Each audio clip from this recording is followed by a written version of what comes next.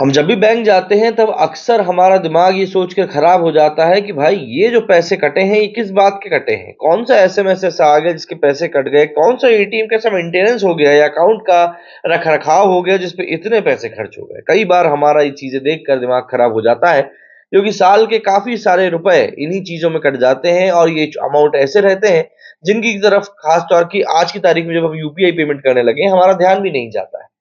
ऐसे में खबर निकल कर आती है कि भैया देश का सबसे बड़ा सरकारी बैंक एसबीआई बीते कुछ समय से परेशानी में है। परेशानी का जो सब्जेक्ट है वो लगातार चर्चा में भी है, और हो भी क्यों ना, आखिर बैंक के शेयरों ने धमाल जो मचा के रखा है। लगातार रॉकेट की तेजी से भागते एसबीआई के शेयर्स मार्केट कैपिटलाइजेशन में जोरदार इजाफे को दिखा रहे हैं। लेकिन अब एक बार फिर से स्टेट बैंक सुर्खियों में, और इसकी वजह है कुछ और ये वजह सुनकर बिल्कुल भी आपको अच्छा नहीं लगेगा, या हो सकता है अगर आपके ऊपर ज्यादा फाइन ठोका गया हो एसबीआई की तरफ से तो आपको शायद सुकून भी मिल जाए। दरअसल भारतीय रिजर्व बैंक आरबीआई ने एसबीआई पर भारी भरकम करीब 2 करोड़ रुपए का जुर्माना लगाया है। ऐसे में अब मेरे दिमाग में सवाल ये उठता है कि ये 2 करोड़ रुपए का जुर्माना एसबीआई के ऊपर लगाया गया है, क्या ये मेरे खाते से पैसों को निकाल कर भरा जाएगा? क्योंकि एसबीआई तो भाई ग्राहकों के पैसे जमा करने के ऊपर ही तो चल रहा होता है। उसके ऊपर ब्याज वो कमाता है, मार्केट से कमाता है, वो बात अलग है।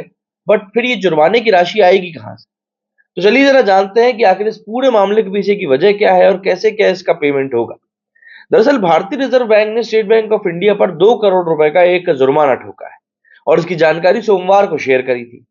ये पेनाल्टी नियम की अनुपालन में कमी को लेकर लगाई गई है। बिजनेस टुडे के मुताबिक आरबीआई ने इस रिलेशन में जानकारी शेयर करते हुए बताया कि एसबीआई ने डिपॉजिटर अवेयरनेस फंड स्कीम 2014 के कुछ नियमों का उल्लंघन किया, जिसके चलते बैंक पर जुर्माने की कार्रवाई करी गई है। रिपोर्ट में बताया गया है कि आरबीआई को पता चला था कि स्टेट बैंक ने प्लेजी के तौर पर कुछ कंपनियों के 30% से भी ज्यादा पेड अप शेयर पूंजी ले रखी थी, लेकिन बैंकिंग रेगुलेशन एक्ट के तहत तय अवधि में इसका amount depositor education and awareness fund में डिपॉजिट नहीं किया गया था। इसके लिए केंद्रीय बैंक ने एसबीआई को शो कॉज नोटिस भी जारी किया था। इन नियमों का उल्लंघन करने के मामले में ही बैंक पर 2 करोड़ रुपए का अब जुर्माना लगाया गया है। अब बड़ा सवाल यह है कि देश के सबसे बड़े सरकारी बैंक एसबीआई पर करी गई आरबीआई की इस कार्रवाई का असर क्या आपके और मेरे और हम जैसे कई सारे करोड़ों ग्राहकों के ऊपर भी पड़ेगा। तो आपको बता दूं कि आरबीआई की ओर से इस पूरे संबंध में तस्वीर पहले ही साफ कर दी गई है।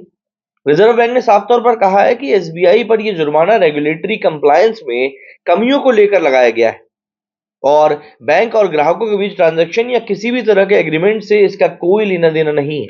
यानी बैंक यूजर्स पर आरबीआई के इस एक्शन का कोई असर नहीं होगा, और उन्हें सारी सुविधाएं जैसी पहले मिल रही थी उसी तरह से सुचारू रूप से मिलती रहेंगी।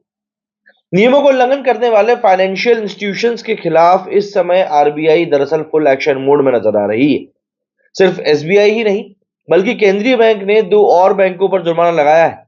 इसमें पहला नाम है सिटी यूनियन बैंक का, जिस पर कि एनपीए अकाउंट से जुड़े इनकम रिकॉग्निशन के प्रूडेंशियल रूल्स ब्रेक करने का आरोप है, और इसके ऊपर भी करीब 66 लाख रुपीस का जुर्माना लगाया गया है। इसके अलावा आरबीआई के दिशा निर्देशों को न मानने के कारण केनरा बैंक को भी वही एक जुर्माने का सामना करना पड़ा है, और इसके ऊपर 32.30 लाख मतलब करीब करीब 32.30 लाख की पेनाल्टी लगाई गई है। बाकी पेटीएम पेमेंट बैंक का क्या हश्र हुआ है ये तो हम जानते ही हैं। पेटीएम पेमेंट बैंक में कुछ ऐसे गिरावट देखने के लिए मिली कि आखिर में इसके संस्थापक रहे विजय शेखर शर्मा को इस कंपनी से इस्तीफा देना पड़ा और नए बोर्ड का गठन करना पड़ा है।